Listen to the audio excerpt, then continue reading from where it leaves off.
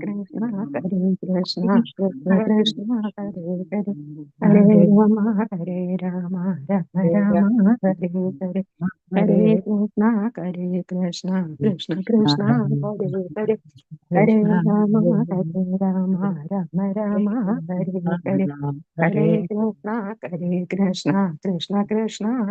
Krishna Hare Hare, Hare Rama, Rama Rama, Hare Hare.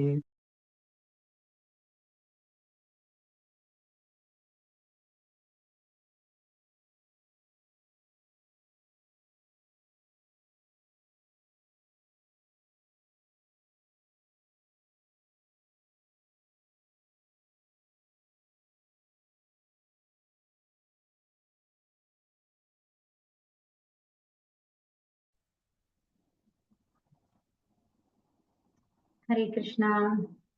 ओमज्ञानतिमिरान्धस्य ज्ञानाञ्जनशलाकया चक्षुरुन्मीलितं येन तस्मै श्रीगुरवे नमः। श्रीचैतन्यमनोभीष्टं स्थापितं येन भूतले स्वयं रूपकथा मह्यं ददाति स्वपदान्तिकं।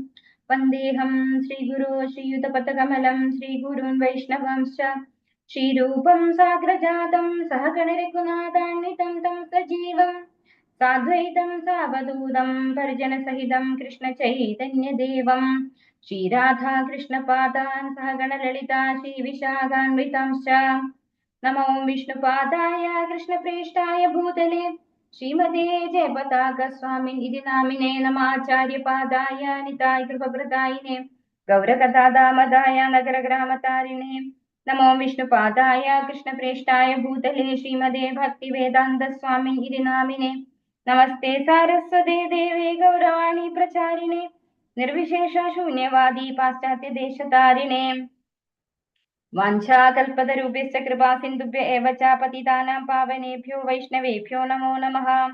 हे कृष्णा करुणा सिन्धो दीनबन्धो जगत्पते गोपेश गोपिका कान्दा राधा कान्दा नमोऽस्तुते तप्त काञ्चन गौराङ्गी राधे वृन्दावनेश्वरी वृषभानुसुते देवी प्रणमामि हरिप्रिये।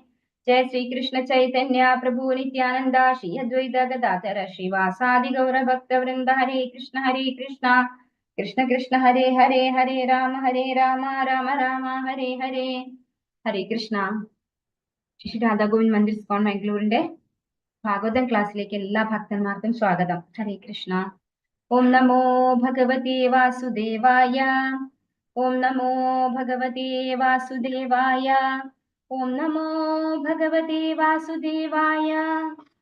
നിഗമകൽപതരോർഗളിതം ഫലം ശുകമുഖാദമൃതദ്രവ സംയുതം പിബത ഭാഗവതം രസമാലയം മുഹുരഹോ രസികാ ഭുവി ഭാവുകാഃ. നാരായണം നമസ്കൃത്യ നരം ചൈവ നരോത്തമം ദേവീം സരസ്വതീം വ്യാസം തതോ ജയമുദിരയേത്. നഷ്ടപ്രായേഷു അഭദ്രേഷു നിത്യം ഭാഗവത സേവയാ ഭഗവതി ഉത്തമ ശ്ലോകേ ഭക്തിർഭവതി നൈഷ്ഠികീം. कृष्णाय वासुदेवाय देवकी नन्दनाय च नन्दगोपकुमाराय गोविन्दाय नमो नमः. हरे कृष्ण. मदेकबन्धो मत्सङ्गिन् मद्गुरो मन्महादना मन्निष्ठारक मद्भाग्या मदानन्दा नमोऽस्तुते. रन्द्र श्रीमद् भागवतम की जय. श्रील प्रभुपाद की जय. श्रीमद् भागवतम स्कन्धം 4 അധ്യായം 19 ഋതുമഹാരാജാവിന്റെ 100 അശ്വമേധ യാഗങ്ങൾ. ശ്ലോകം 11. ഓം നമോ ഭഗവതേ വാസുദേവായ. ഓം നമോ ഭഗവതേ വാസുദേവായ. ഓം നമോ ഭഗവതേ വാസുദേവായ. ചരമേണാശ്വമേധേന യജമാനേ യജുഷ്പദിം വൈന്യേ യജ്ഞപശും സ്പർദ്ധൻ അപോവാഹാതിരോഹിതഃ. ചരമേണാശ്വമേധേന യജമാനേ യജുഷ്പദിം.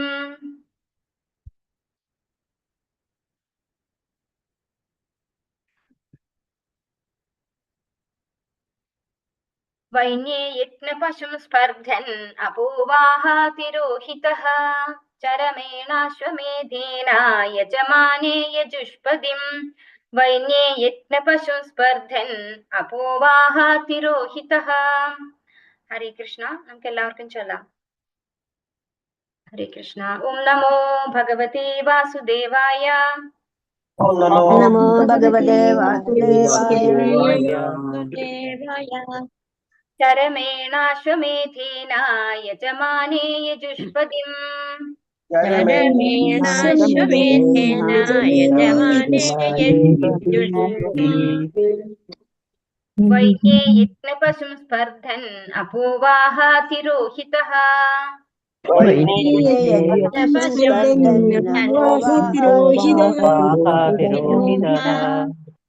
ചരമേണാശ്വമേധേന യജമാനേ യജുഷ്പതിം ചരമേണാശ്വമേധേന യജമാനേ യജുഷ്പതി വൈന്യേ യജ്ഞപശും സ്പർദ്ധൻ അപോവാഹ തിരോഹിതഃ വൈന്യേ തിരോഹിതഃ. ഹരേ കൃഷ്ണ മാതാജി.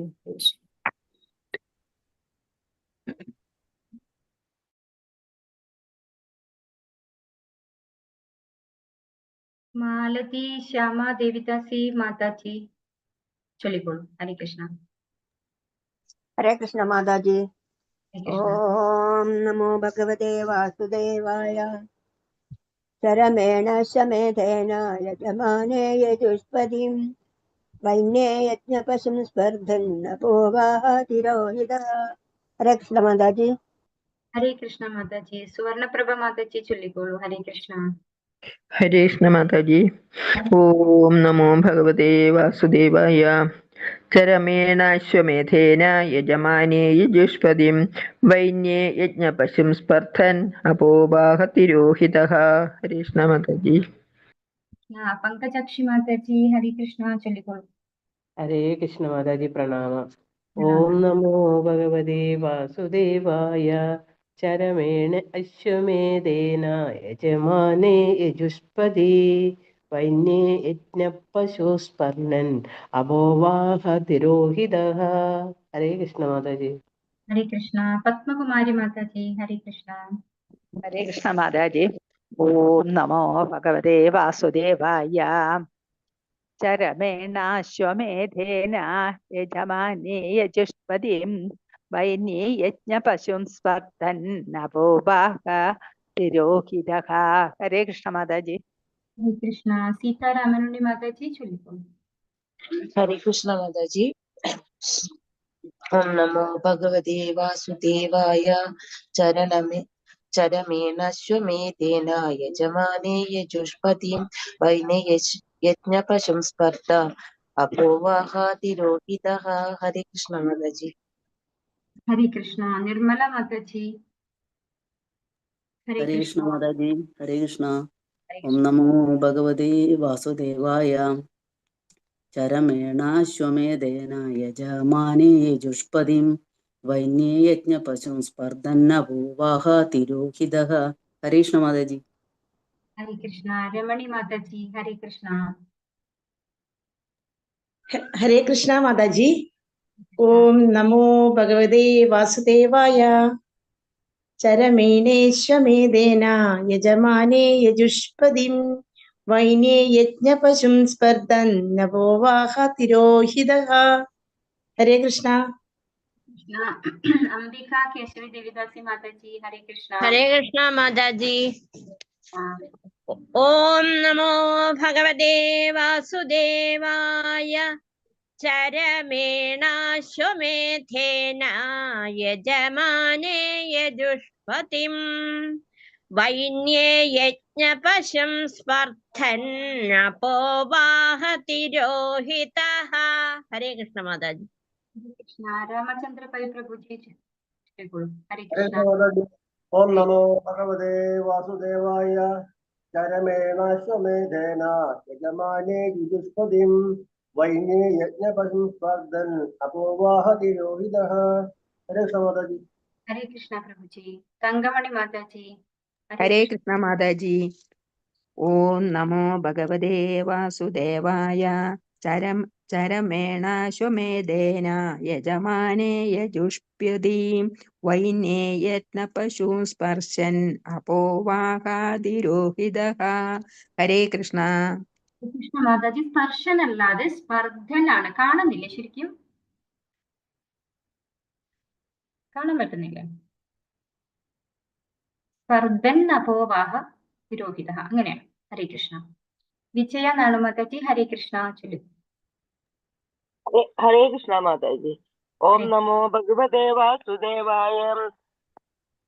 ചരമേണ ശ്വമേധേന യജമാനേ യജുഷ്പതിം വൈന്യേ യജ്ഞ പശും സ്പർദ്ധൻ അപോവാഹ തിരോഹിതഃ.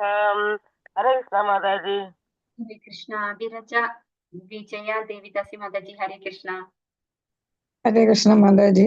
ഓം നമോ ഭഗവതേ വാസുദേവായ.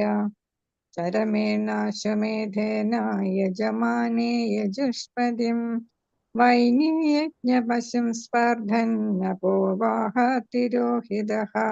ഹരേ കൃഷ്ണ മാതാജി. കൃഷ്ണ. തനു പ്രതീക് മാതാജി. ഹരേ കൃഷ്ണ മാതാജി. കൃഷ്ണ മാതാജി. ഓം നമോ ഭഗവതേ വാസുദേവായ. ചരമേണാശ്വമേധേന യജമാനേ യജുഷ്പതിം വൈന്യയജ്ഞപശും സ്പർദ്ധ അപോവാഹ തിരോഹിതഃ. ഹരേ കൃഷ്ണ മാതാജി. കൃഷ്ണ മാതാജി. വസന്ത മാതാജി ചൊല്ലിക്കോളൂ. ഹരേ കൃഷ്ണ. ഹരേ കൃഷ്ണ മാതാജി. ഓം നമോ ഭഗവതേ വാസുദേവായ. ചരമേണാശ്വമേധേന യജമാനേ യജുഷ്പതിം വൈന്യേ യജ്ഞപശും സ്പർദ്ധൻ അപോവാഹ തിരോഹിതഃ. ഹരേ കൃഷ്ണ മാതാജി. ഹരേ കൃഷ്ണ. നമുക്ക് ഇതിന്റെ ഭക്തം ഭാവാർത്ഥം നോക്കാം, എന്നിട്ട് അടുത്ത ശ്ലോകം എല്ലാവർക്കും ചൊല്ലാൻ ബാക്കിയുള്ളത്. ഹരേ കൃഷ്ണ. ഓം നമോ ഭഗവതേ വാസുദേവായ. ചരമേണാശ്വമേധേന യജമാനേ യജുഷ്പതിം വൈന്യേ യജ്ഞപശും സ്പർദ്ധൻ അപോവാഹ തിരോഹിതഃ. ചരമേണ അവസാനത്തേതുകൊണ്ട്, അശ്വമേധേന അശ്വമേധ യജ്ഞത്താൽ, അശ്വമേധയാഗത്താൽ, യജമാനെ അവൻ യജ്ഞം അനുഷ്ഠിക്കുകയായിരുന്നപ്പോൾ, യജുഹു പതിം യജ്ഞത്തിന്റെ ഭഗവാന്റെ വിഷ്ണുവിന്റെ സംതൃപ്തിക്ക് വേണ്ടി, വൈന്യേ വേനൻ രാജാവിന്റെ പുത്രൻ, യജ്ഞപശു യജ്ഞത്തിൽ ജീവത്യാഗം ചെയ്യിക്കാൻ ഉദ്ദേശിച്ചിട്ടുള്ള മൃഗം, സ്പർദ്ധാൻ അസൂയാലു, അപേവാഹ അപഹരിക്കുക, തിരോഹിത അദൃശ്യനാകുക. ഇവിടെ സ്പർദ്ധാൻ എന്നാണ് ഇവിടെ. സ്പർശൻ എന്ന് പറഞ്ഞു കഴിഞ്ഞാൽ നമ്മളെ ടച്ച് ആയി അല്ലെ. സ്പർദ്ധ എന്ന് പറയുമ്പോൾ അസൂയല്ല, അർത്ഥം മാറുകയാണ്. അതുകൊണ്ടാണ് നമ്മൾ വായിക്കുമ്പോൾ കറക്റ്റ് ആയിട്ട് പ്രൊനൗൺസിയേഷൻ കറക്റ്റ് ആയിട്ട് ചൊല്ലാൻ വേണ്ടി പറയുന്നത് കേട്ടോ. ഹരേ കൃഷ്ണ. വർത്തനം ഭാവാർത്ഥം എസി ഭക്തി വേദാന്ത സ്വാമിശില പ്രഭുപാക്കിച്ചേ. ഋതുമഹാരാജാവ് അവസാനത്തെ അശ്വമേധ യാഗം നടത്തിക്കൊണ്ടിരുന്നപ്പോൾ ദേവേന്ദ്രൻ എല്ലാവർക്കും അദൃശ്യനായി വന്ന് യജ്ഞത്തിന് ഉദ്ദേശിച്ചിരുന്ന അശ്വത്തെ അപഹരിച്ചു കൊണ്ടുപോയി. ഋതുമഹാരാജാവിനോടുണ്ടായിരുന്ന അസൂയ നിമിത്തമാണ് അദ്ദേഹം അപ്രകാരം ചെയ്തത്. ഇപ്പോ നമ്മള് വായിക്കുന്ന അധ്യായം ഏതാണ്? ഋതുമഹാരാജാവിന്റെ 100 അശ്വമേധ യാഗങ്ങൾ എന്നുള്ള അധ്യായമാണ് അല്ലെ. അതിനകത്ത് നേരത്തെയുള്ള ശ്ലോകങ്ങളിൽ എന്താ പറഞ്ഞത്? അദ്ദേഹം രാജ്യങ്ങളൊക്കെ നല്ല രീതിയിലാക്കിയതിനു ശേഷം 100 യജ്ഞങ്ങള് ബ്രഹ്മാവർത്തം എന്നുള്ള സ്ഥലത്ത് അല്ലെ, അവിടെ വെച്ച് ചെയ്യാൻ വേണ്ടി ഒരുക്കങ്ങളൊക്കെ ചെയ്തു. അവിടെ ആര് സന്നിഹിതനായി? ഭഗവാൻ സന്നിഹിതനായി. ഭഗവാന്റെ കൂടെ എല്ലാവരും അല്ലെ, ദേവന്മാരും അസുരന്മാരും അതുപോലെ എന്താണ് ഗന്ധർവലോകവാസികളും കിംപുരുഷന്മാരും എല്ലാവരും അദ്ദേഹത്തെ ഫോളോ ചെയ്ത് അദ്ദേഹത്തെ അകമ്പടി സേവിച്ചുകൊണ്ട് അവിടെ എത്തിയിട്ടുണ്ട്. അങ്ങനെയുള്ള ആ ഒരു യാഗവേദിയില് 100ാമത്തെ യാഗം അല്ലെ, അശ്വമേധ യാഗം അവസാനത്തെ അശ്വമേധ യാഗം നടത്തിക്കൊണ്ടിരുന്നപ്പോൾ എന്നാണ് ഇവിടെ പറയുന്നത്. അതായത് 100ാമത്തെ അശ്വമേധം, 99 അശ്വമേധം നടത്തി കഴിഞ്ഞു. അവസാനത്തെ അശ്വമേധ യാഗം നടത്തിക്കൊണ്ടിരുന്നപ്പോൾ ദേവേന്ദ്രൻ എല്ലാവർക്കും അദൃശ്യനായി വന്ന് യജ്ഞത്തിന് ഉദ്ദേശിച്ചിരുന്ന അശ്വത്തെ അപഹരിച്ചു കൊണ്ടുപോയി എന്നാണ് ഈ ശ്ലോകത്തിൽ പറയുന്നത്. അതായത് നേരത്തെ വായിച്ചു നമ്മള്, ദേവേന്ദ്രൻ എന്താണ്? ഒരു ജീവസത്തയാണ്. പിന്നെ ഈ ഭൗതിക ലോകത്തിലുള്ള ഏറ്റവും ഉന്നതനായിട്ടുള്ള വ്യക്തിയാണെങ്കിൽ പോലും ഈ ഭൗതിക ലോകത്തിലെ ത്രിഗുണങ്ങൾ അദ്ദേഹത്തെയും ബാധിക്കുന്നുണ്ട്. അദ്ദേഹത്തിനും ഈ 4 ന്യൂനതകൾ, അതായത് നമ്മൾക്കൊക്കെ 4 ന്യൂനതകൾ ഉണ്ടെന്ന് പറഞ്ഞു അല്ലെ, ആ 4 ന്യൂനതകൾ അദ്ദേഹത്തെയും ബാധിക്കുന്നുണ്ട്. അങ്ങനെ അദ്ദേഹം എന്താണ് അദ്ദേഹത്തിന് എന്താ സംഭവിച്ചത്? അദ്ദേഹത്തിന് അസൂയ ഉണ്ടായി.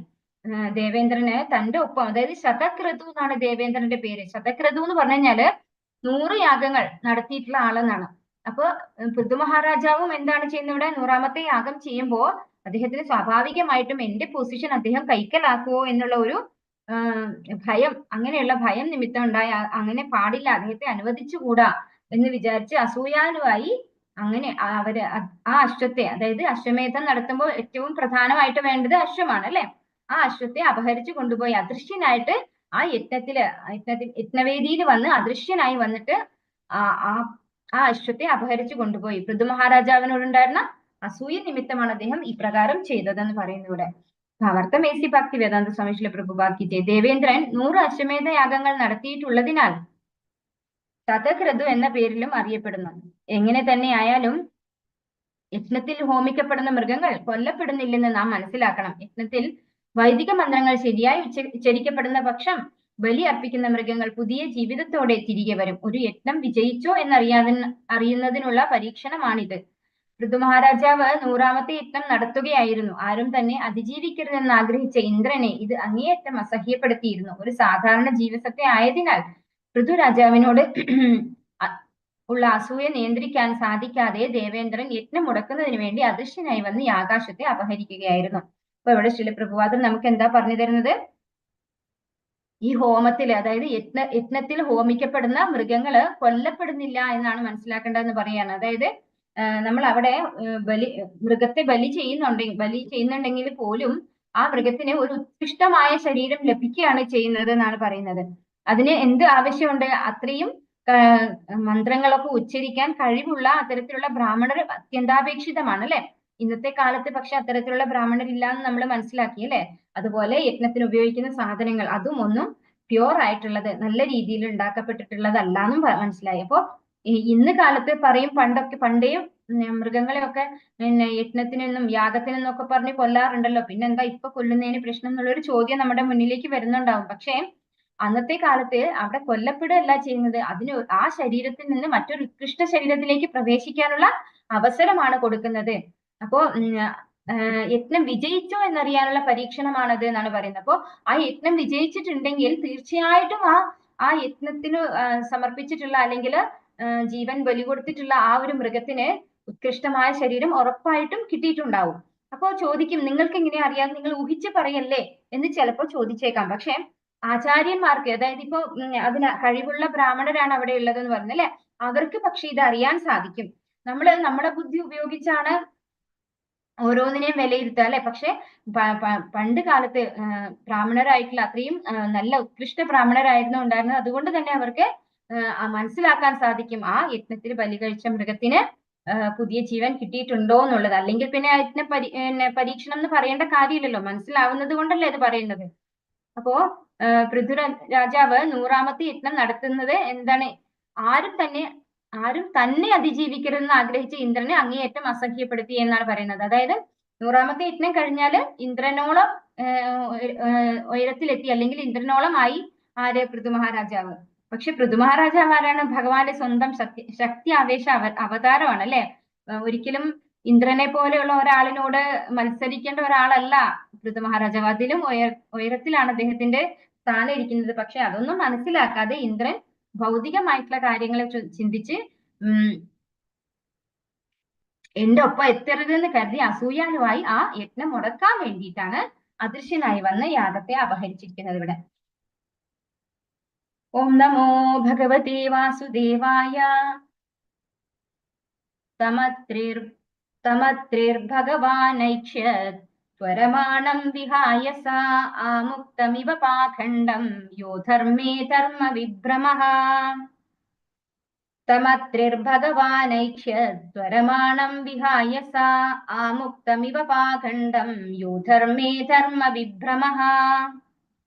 ഹരേ കൃഷ്ണ. ചൊല്ലാം, ബാക്കിയുള്ളവർക്ക് ചൊല്ലാം. ഭാരതി അമ്മ മാതാജി ഹരേ കൃഷ്ണ. ഹരേ കൃഷ്ണ മാതാജി. ഓം നമോ ഭഗവതേ വാസുദേവായ. തമത്രിർഭഗവാനൈക്ഷ്യത് സ ആമുക്തമിവ പാഖണ്ഡം യോ ധർമ്മേ ധർമ്മ വിഭ്രമഃ. ഹരേ കൃഷ്ണ മാതാജി. വത്സല മാതാജി ചൊല്ലിക്കോളൂ. ഹരേ കൃഷ്ണ. ഹരേ കൃഷ്ണ മാതാജി. ഓം നമോ ഭഗവതേ വാസുദേവായ. കേൾക്കുന്നുണ്ടോ മാതാജി? കേൾക്കാം മാതാജി, ചൊല്ലിക്കോളൂ. ഓം നമോ ഭഗവതേ വാസുദേവായ തമത്രീർഭഗവാനൈഷത്വരമാണം വിഹായ സ ആമുക്തമിവ പാഖണ്ഡം യോ ധർമ്മേ ധർമ്മ വിഭ്രമ. ഹരേ കൃഷ്ണ മാതാജി. കൃഷ്ണ. ശോഭ മാതാജി. ഹരേ കൃഷ്ണ മാതാജി. ഹരേ കൃഷ്ണ. ഓം നമോ ഭഗവതേ വാസുദേവായ സൗമത്രി ഭഗവാൻ ത്വരമാണാമിഹായ സ ആമുക്തിമിവ ഭാഗണ്ഡം യോ അധർമ്മേ ധർമ്മ വിഭ്രമഃ. ഹരേ കൃഷ്ണ മാതാജി. ഹരേ കൃഷ്ണ. വത്സല ഗോപാലൻ മാതാജി. ഹരേ കൃഷ്ണ മാതാജി. ഹരേ കൃഷ്ണ. ഓം നമോ ഭഗവതേ വാസുദേവായ സമത്രീർഭഗവാനൈച സ്വരമാനം വിഹായ സ ആമുക്തമിവ പാഖണ്ഡം യോ ധർമ്മേ ധർമ്മ വിഭ്രമഃ. ഹരേ കൃഷ്ണ മാതാജി. അനിത കുമാരി മാതാജി. ഹരേ കൃഷ്ണ. ഹരേ കൃഷ്ണ മാതാജി. ഓം നമോ ഭഗവതേ വാസുദേവായ സമത്രിർഭഗവാനേഷം ത്വരമാണം വിഹായ സ ആമുക്തമിവ പാഖണ്ഡം യോ ധർമ്മേ ധർമ്മ വിഭ്രമഃ. ഹരേ കൃഷ്ണ മാതാജി. കൃഷ്ണ. ശാരദാക്ഷി ഉപാസന ദേവിദാസി മാതാജി. ഹരേ കൃഷ്ണ. ഹരേ കൃഷ്ണ മാതാജി. ഓം നമോ ഭഗവതേ വാസുദേവായ സമത്രിർഭഗവാനേക്ഷരമാണം വിഹായ സ ആമുക്തമിവ പാഖണ്ഡം യോ ധർമ്മേ ധർമ്മ വിഭ്രമഃ. ഹരേ കൃഷ്ണ. ഹരേ കൃഷ്ണ മാതാജി. മായാതീത മംഗള ദേവിദാസി മാതാജി. ഹരേ കൃഷ്ണ.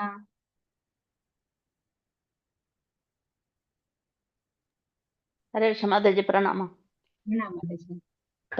ഓം നമോ ഭഗവതേ വാസുദേവായ സമത്രിർഭഗവാനൈഷത്വരമാണം വിഹായ സ ആമുക്തമിവ പാഖണ്ഡം യോ അധർമ്മേ ധർമ്മ വിഭ്രമഃ. ഹരേ കൃഷ്ണ. ഹരേ കൃഷ്ണ. ഗീത മാതാജി ചൊല്ലിക്കോളൂ. ഹരേ കൃഷ്ണ. ഹരേ കൃഷ്ണ മാതാജി. ഓം നമോ ഭഗവതേ വാസുദേവായ സമത്രിർഭഗവാനൈക്ഷത്വരമാണം വിഹായ സ ആമുക്തമിവ പാഖണ്ഡം യോ ധർമ്മേ ധർമ്മ വിഭ്രമഃ. ഹരേ കൃഷ്ണ മാതാജി. ഹരേ കൃഷ്ണ. ധനലക്ഷ്മി മാതാജി ചൊല്ലിക്കോളൂ. ഹരേ കൃഷ്ണ മാതാജി. ഓം നമോ ഭഗവതേ വാസുദേവായ സമത്രിർഭഗവാനൈഷത്വരമാണം വിഹായ സ ആമുക്തമിവ പാഖണ്ഡം യോ ധർമ്മേ ധർമ്മ വിഭ്രമഃ. ഹരേ കൃഷ്ണ മാതാജി. ഹരേ കൃഷ്ണ. ശോഭ പ്രദീപ് മാതാജി. ഹരേ കൃഷ്ണ.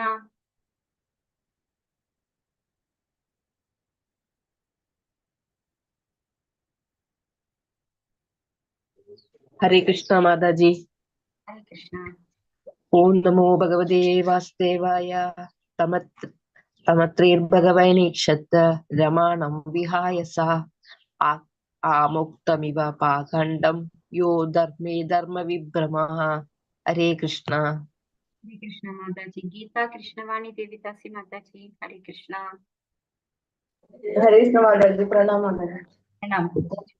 ഓം നമോ ഭഗവതേ വാസുദേവായ തം അത്രേ ഭഗവാൻ ഐഷത്വരമാണം വിഹായ സ ആമുക്തിമിവ പാഖണ്ഡം യോ.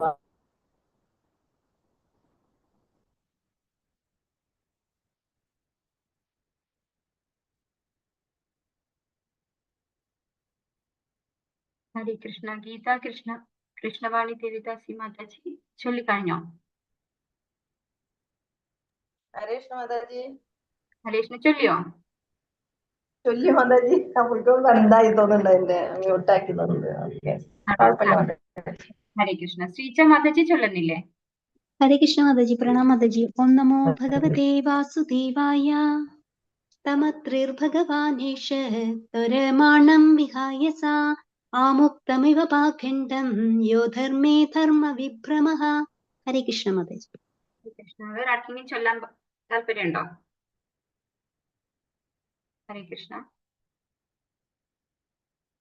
ശാരദാജി നമ്പൂതിരി മാതാജി ചൊല്ലിക്കോളൂ. ഹരേ കൃഷ്ണ.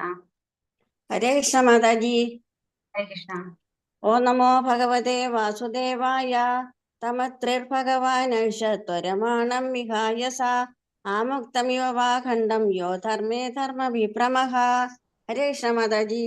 ഹരേ കൃഷ്ണ. നമുക്ക് ഇതിന്റെ വിവർത്തനം ഭാവാർത്ഥം നോക്കാം. ഓം നമോ ഭഗവതേ വാസുദേവായ.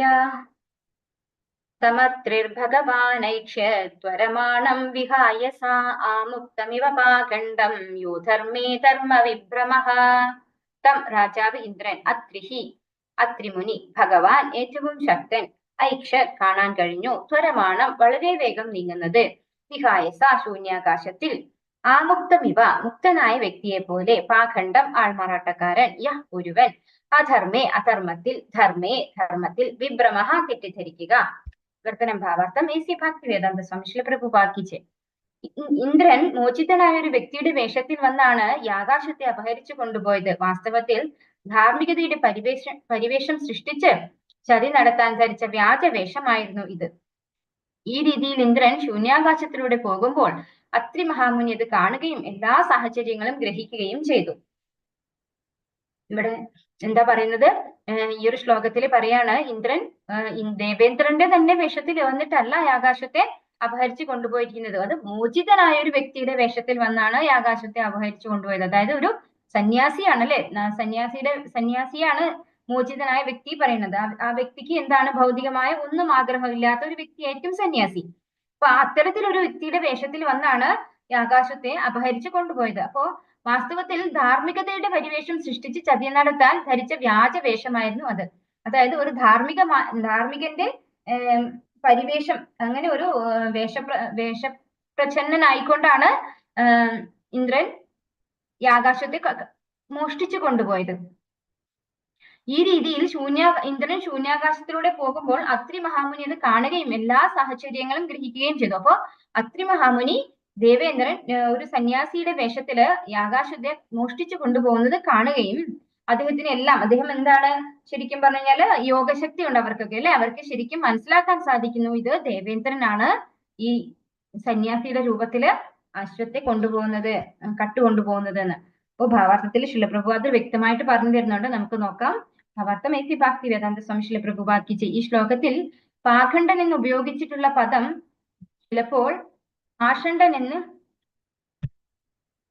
ഉച്ചരിക്കാറുണ്ട്. ഈ രണ്ട് വാക്കുകളും സ്വയം ധാർമ്മികനായി അവതരിപ്പിക്കുകയും പാപകർമ്മങ്ങളിൽ ഏർപ്പെടുകയും ചെയ്യുന്ന ആൾമാറാട്ടക്കാരനായ ഒരുവനെ സൂചിപ്പിക്കുന്നു. അപ്പോ പാഖണ്ഡൻ എന്ന് ഉപയോഗിച്ചിരിക്കുന്നത് ശ്ലോകത്തില് പാഖണ്ഡൻ എന്ന് ഉപയോഗിച്ചിരിക്കുന്നത് പാഷണ്ഡൻ എന്ന വാക്കിന്റെ തന്നെ ഒരു പര്യായമായിട്ടാണ് വരിക. അതായത് പാഷണ്ഡനും പാഖണ്ഡനും ഈ രണ്ട് വാക്ക് ഉപയോഗിക്കുന്നത് സ്വയം ഞാനൊരു വലിയ ധർമ്മിഷ്ഠനാണെന്ന് നടിക്കുകയും എന്നിട്ട് പാപകർമ്മങ്ങൾ, തെറ്റായ കർമ്മങ്ങൾ, അധാർമിക പ്രവൃത്തികൾ ചെയ്യുകയും ചെയ്യുന്ന ആൾമാറാട്ടക്കാരനെയാണ് അങ്ങനെയുള്ള ഒരാളിനെ സൂചിപ്പിക്കാൻ വേണ്ടി ഉപയോഗിക്കുന്ന വാക്കാണ് പാഖണ്ഡൻ എന്ന് ശ്ലോകത്തിൽ ഉപയോഗിച്ചിരിക്കുന്നു. അത് പാഷണ്ഡൻ എന്നും പറഞ്ഞാലും ഒരേ അർത്ഥമാണെന്ന് പറഞ്ഞു തരികയാണ് ഇവിടെ.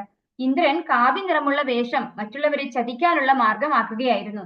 ഈ കാവ്യ വസ്ത്രം ധാരാളം ആൾമാറാട്ടക്കാർ തങ്ങളെ മോചിതാത്മാക്കളായോ ദൈവത്തിന്റെ അവതാരമായോ സ്വയം അവതരിപ്പിക്കാൻ ദുരുപയോഗം ചെയ്യാറുണ്ട്. ഈ രീതിയിൽ ജനങ്ങൾ ചതിക്കപ്പെടുന്നു. നമ്മൾ പലതവണ സൂചിപ്പിച്ചിട്ടുള്ളത് പോലെ ബദ്ധാത്മാക്കൾക്ക് സ്വതേ ചതിക്കാനുള്ള പ്രവണതയുണ്ട്. അതിനാൽ ദേവേന്ദ്രനെ പോലുള്ളവരിലും ഈ ഗുണം കാണാം. ദേവേന്ദ്രൻ പോലും ഭൗതിക മാലിന്യങ്ങളുടെ കുരുക്കുകളിൽ നിന്ന് മോചിതനല്ലെന്ന് മനസ്സിലാക്കാം. അതുകൊണ്ടാണ് ആമുക്തം ഇവ, മോചിതനെ പോലെ എന്ന വാക്ക് ഉപയോഗിച്ചിരിക്കുന്നത്. താൻ ലൗകിക കാര്യങ്ങളെല്ലാം പരിത്യജിച്ച് ഭഗവാന്റെ സേവനങ്ങളിൽ മാത്രം മുഴുകി കഴിയുകയാണെന്ന് ലോകത്തോട് നടത്തുന്ന പ്രഖ്യാപനമാണ് ഒരുവന്റെ സന്യാസി വേഷം. അത്തരമൊരു ഭക്തൻ യഥാർത്ഥ സന്യാസി ആയിരിക്കും, അഥവാ മോചിതനായ വ്യക്തിയായിരിക്കും. അപ്പോ ഇവിടെ എന്താ പറയുന്നത്? ദേവേന്ദ്രൻ ഒരു ബദ്ധാത്മാവ് തന്നെയാണ്. ആമുക്തം ഇവ എന്ന വാക്ക് ഉപയോഗിച്ചിരിക്കുന്നത് ദേവേന്ദ്രൻ ഒരു ബദ്ധാത്മാവാണെന്ന് കാണിക്കാനാണ്. ഈ ശ്ലോകത്തില് ദേവേന്ദ്രൻ പോലും ഒരു മുക്താത്മാവായിട്ടില്ല. അദ്ദേഹം പക്ഷെ എന്താണ് ചിന്തിക്കുന്നത്? ഞാനൊരു മുക്താത്മാവാണ്, എനിക്ക് ഭൗതികമായ ഒന്നും തന്നെ ആവശ്യമില്ല എന്ന ഒരു ഭാവത്തില് ഒരു സന്യാസിയുടെ വേഷം, കപട വേഷം ധരിച്ചുകൊണ്ടാണ് ഈ ആകാശത്തെ മോഷ്ടിച്ചിട്ടുള്ളത്. ഇവിടെ ഈ കാവ്യവസ്ത്രം ധാരാളം ആൾമാറാട്ടക്കാർ തങ്ങളെ മോചിതാത്മാക്കളായോ ദൈവത്തിന്റെ അവതാരമായോ സ്വയം അവതരിപ്പിക്കാൻ ദുരുപയോഗം ചെയ്യാറുണ്ട് എന്ന് പറയാണ്. അപ്പോ ഇന്നത്തെ ഈ കലികാലത്തില് ഒരുപാട് ആൾക്കാർ ഇങ്ങനെ കാണാം അല്ലെ, നമുക്ക് തന്നെ കാണാൻ പറ്റും. പലപ്പോഴും ടിവിയിലും ഒക്കെ വാർത്തയിലും ഒക്കെ കാണാൻ സാധിക്കും ഓരോരോ സന്യാസിമാര് ചെയ്യുന്ന ചീത്ത പ്രവൃത്തികളെ കുറിച്ച്. പത്രത്തിലൊക്കെ ഇഷ്ടംപോലെ വാർത്തകൾ വരാറുണ്ട് അല്ലെ. അപ്പൊ ഇത് ഇന്ന് തുടങ്ങി വെച്ചതല്ല. ആര് തുടങ്ങി വെച്ചതാണിത്? ദേവേന്ദ്രൻ തന്നെ തുടങ്ങി വെച്ചതാണ് അല്ലെ.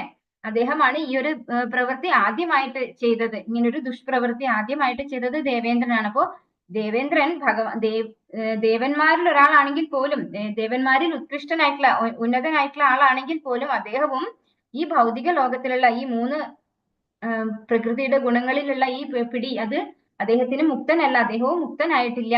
അദ്ദേഹത്തിനും ഈ 4 ന്യൂനതകളും ഉള്ള വ്യക്തിയാണ്. പക്ഷെ നമ്മളെക്കാൾ ഉയർന്ന വ്യക്തിയാണെന്ന് മാത്രമേ ഉള്ളൂ. അദ്ദേഹവും ത്രിഗുണങ്ങളിൽ പെട്ടിട്ടുള്ള ആളാണ്. 4 ന്യൂനതകൾ ഉള്ള ആളാണ്. ഭൗതിക മാലിന്യങ്ങളുടെ കുരുക്കിൽ നിന്ന് മോചിതനായിട്ടുള്ള ഒരു മോചിതനായിട്ടില്ലാത്ത ഒരു ആത്മാവാണ് ദേവേന്ദ്രൻ. പക്ഷെ സന്യാസി എങ്ങനെയായിരിക്കും എന്നാണ് ഇവിടെ പറഞ്ഞിരുന്നത്. ലൗകിക കാര്യങ്ങളെല്ലാം പരിത്യജിച്ച് ഭഗവാന്റെ സേവനങ്ങളിൽ മാത്രം ഒഴുകി കഴിയുകയാണെന്ന് ലോകത്തോട് നടത്തുന്ന പ്രഖ്യാപനമാണ് ഒരുവന്റെ സന്യാസി വേഷം എന്നാണ് ഇവിടെ പറയുന്നത്. അപ്പോ സന്യാസി വേഷം ഒരിക്കലും എനിക്ക് ഭൗതികമായ ഒരു ആഗ്രഹം ഇല്ലെന്ന് പൂർണ്ണമായി ബോധ്യപ്പെട്ടതിന് ശേഷം മാത്രം നമ്മൾ സ്വീകരിക്കേണ്ട ഒരു ഇതാണ് അല്ലെ സന്യാസി എന്ന് പറയുന്നത്. അപ്പൊ അങ്ങനെയുള്ള സന്യാസി, അതായത് ഭൗതികമായിട്ടുള്ള ഒരാഗ്രഹവും ഇല്ലാത്ത സന്യാസി മോചിതനായിരിക്കും. അദ്ദേഹം ഈ ഭൗതിക ലോകത്താണെങ്കിൽ പോലും അയാൾ ആരായിരിക്കും?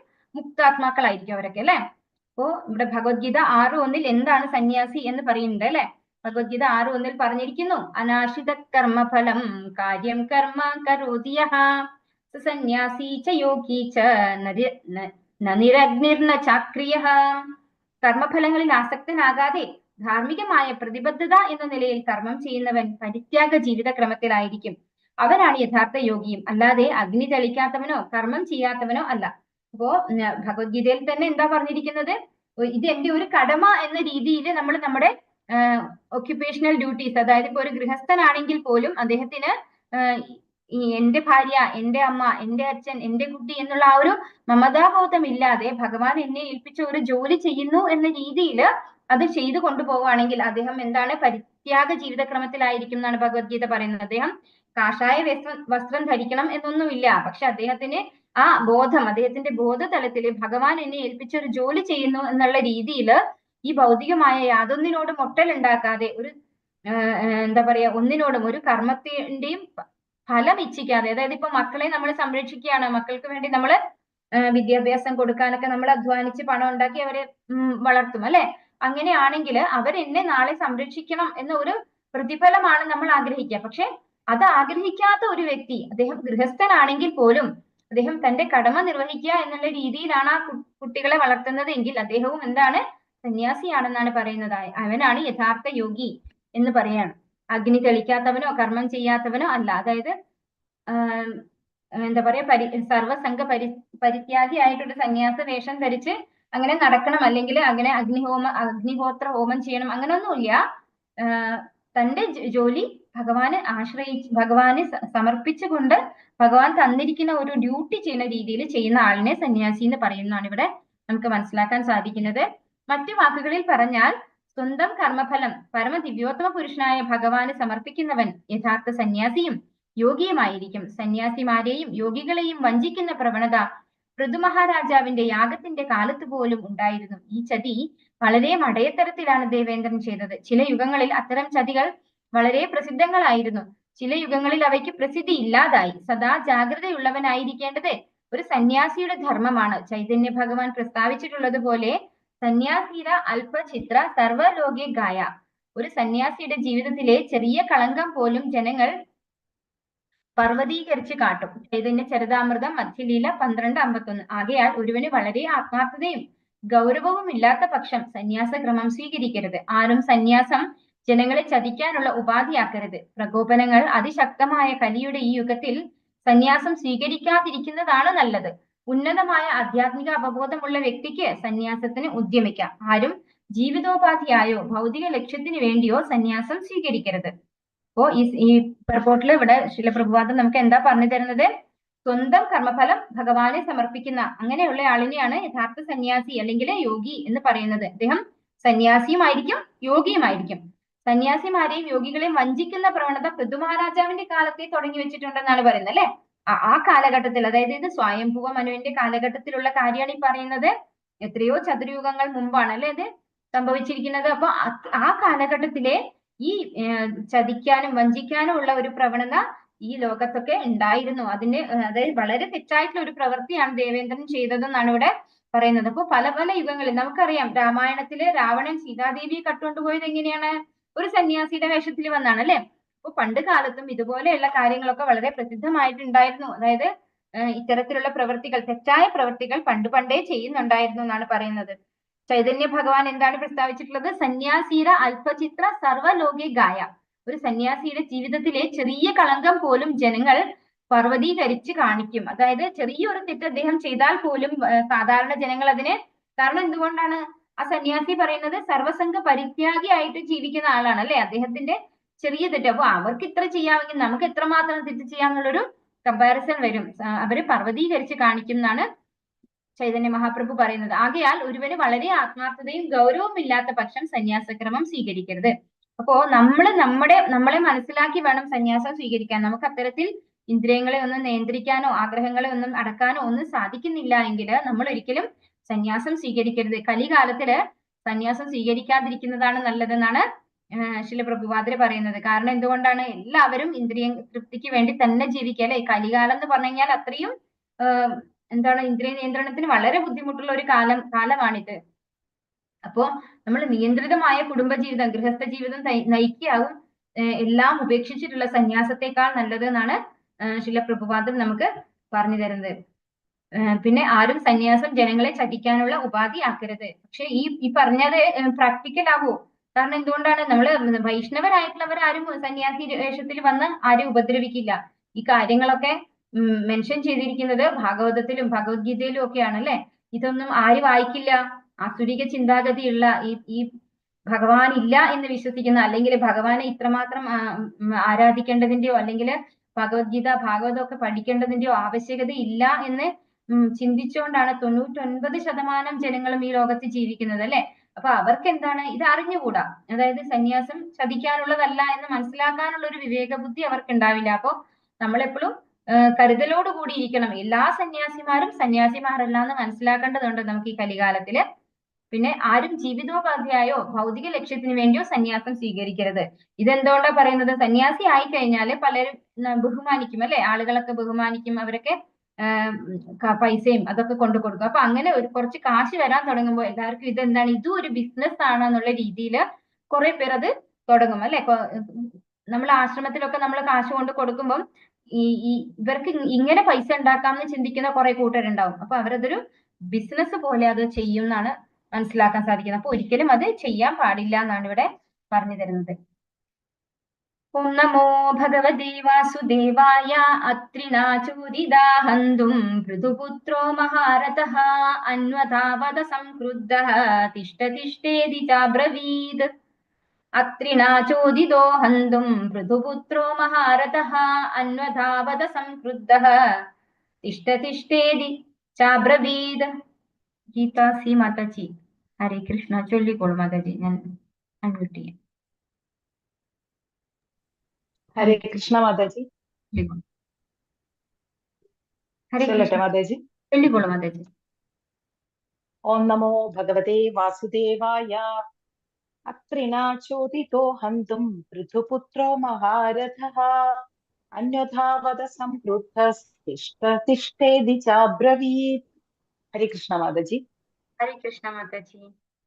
അത്രിന മഹാമുനി അത്രിയാൽ ചോദിതാഹ പ്രോത്സാഹിതനായി ഹന്തും വധിക്കാൻ പൃഥുപുത്ര പൃഥുരാജാവിന്റെ പുത്രൻ മഹാരഥഃ ഒരു മഹാനായകൻ അന്വധാവത അനുഗമിച്ചു സംക്രുദ്ധതഃ വളരെ ക്രുദ്ധനായി തിഷ്ഠ തിഷ്ഠ നിൽക്ക് നിൽക്ക് ഇതി ഇപ്രകാരം ച അബ്രവീത് അവൻ പറഞ്ഞു.